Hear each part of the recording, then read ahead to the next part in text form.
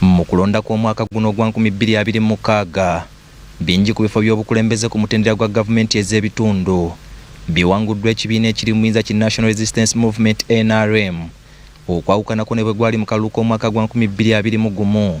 Bingi ku bifo ku mutendera guno bye byawangulwa ab'oludda oluvuganya. Ekitali kya bulijjo ne mu bitundu ebyo bimanyiddwa okumaamirwa ab'oludda oluvuganya. Mu kalulu k'omwaka guno ekibiina ki NRM kyayisizaawo abantu baakyo ku mitendera okuli ba ssentebe ba district, ba meya b'eggombolola ne bakansala ku mitendera egy'enjawulo. Mu bitundu okuli Nansana, NRM yawangudde eggombolola 3 kw'ezennya ezikola munisipaali eno.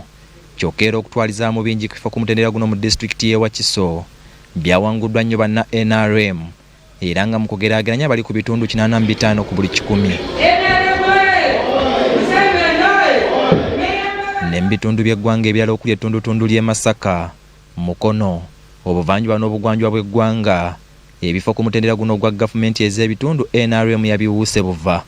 Kyokka bungi ku buwanguzi banna NRM bano buliko ebibuuzo bingi okuva eri abo be bawangudde n'abalonzi mu bitundu bye bagenda okukulembera. Gova ku muntu okusobola okubba box 41 okitegeera nga akumibwa poliisi, okitegeera omusajja gwe bayita Michael akoze obuvuyo ku baana baffe n'amala beti oyo asibye abaana baffe, atulugunyiza abaana baffe, aleetedde abaana baffe okubanga bayiwa omusaayi. But end of the day nti byonna bya Katonda, kuno ku nsi tulyako makoola. Nti obuweereza obwa local government wetaaga omuntu abantu gwe balonze, kubanga era twabadde ne ku kooti ng'abantu bagamba oyo tetumumanyi, tetumulondangako. Mu kiseera ng'ebbugumu ly'ebyobufuzi ligenda litowolokoka, wabaluseewo akatuubagira ak'amaanyi ku ngeri abantu bano abalonzi be batalinaamu bwesige gye bagenda okutuusaamu obuweereza mu bitundu bino. Naye twagenda okulaba enkeera tebatulangirira, oluddako tugenda okuwulira information ejja nti owa NRM yawangudde. Nekitukuba wala nnyo era abantu ba NRM batuyitako wano tebatubuuza, batulabanga kiki ne kati omuntu asobola nakubuuza kuba naye abaawulira ensonyi nti kati nja beebaza nti mana mwebale kunnonda kuba muba temwamulonda. Twanyiga era tuli banyiivu nakati ensi yonna owenda abo babanona kiro naye tuli banyiivu okulonda omuntu abalala ne bakola ki ne balangirirwa. Eyafuna 00 ng'ataakulembera atya Kazo Angola.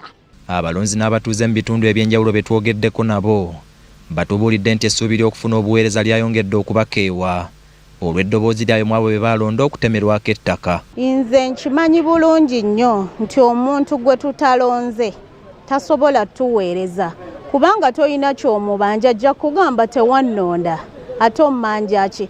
Kasasiro agenda vundira mu mayumba g'abantu kubanga oli ajja kugamba nze nasala amagezi ne bannangirira nga siwangudde. Nekyo ekintu kiba si kirungi mu gavumenti kuba teffe tetugenda kuddamu kulonda neweka n'abakaba chairman tetugenda kalonda kuba kiba tekina kye tugasa kuva ffe mu mayumba ne tujja ne tulonda ng'omuntu gwe tulonze si gwe mugenda okulangirira.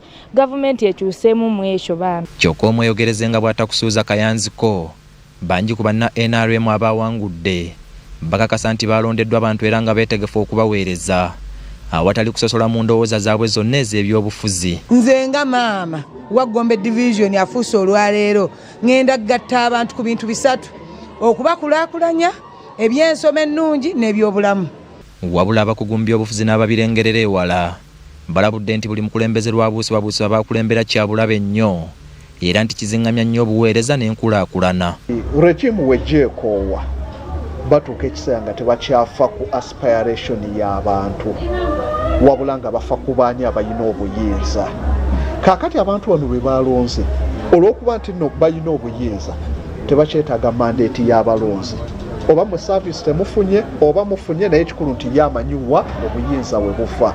So okutwaliza awamu service delivery tewali kijja kukyukamu nnyo ku lw'okuba tebakyalina nti no balina kuba bawulize eri balonzi, balina kuba bawulize eri eyabawaki obuyinza. Samuel Kasozi nga mukugu mu byabufuzi agamba ebirumira ebyolekedde mu kulangirira abakulembeze bano byayongedde okukosa ebiwundu by'obufuzi n'okutondawo oluwonko olw'amaanyi mu demokrasiya wakati w'abalonzi n'abakulembeze. Tutuze ku kye bayita democratic backsliding ajjaddirira.